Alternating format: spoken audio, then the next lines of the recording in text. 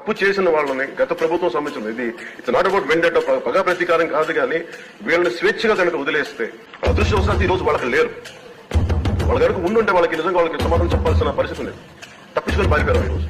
వాళ్ళకి దయచేసి గౌరవ ముఖ్యమంత్రి గారికి నేను మీ తరఫు నుంచి వాళ్ళకి తెలియజేసుకున్నాను అధ్యక్ష, దయచేసి వీరిని వాళ్ళకి సరైన శిక్ష పడాలి సార్.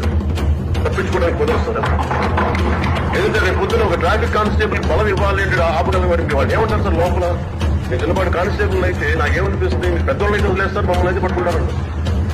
మనకు రూలింగ్ కి, గవర్నెన్స్ కి, అడ్మినిస్ట్రేషన్ కి నైతిక బలం పోతుంది. రిక్వెస్ట్ నేను మిమ్మల్ని నేను ఉద్దేశించి అందరూ హౌస్ మెంబర్స్ గౌరవ సభ్యులందరినీ గౌరవ ముఖ్యమంత్రి గారిని అడుగుతున్నాను అధ్యక్ష. They have to be punish and they have to be punished whoever they are. Vendetta పద ప్రతీకారం కాదు, కానీ we promised that we will bring back accountability. We promised we were going to give a clean and clear governance. We have to live up to it.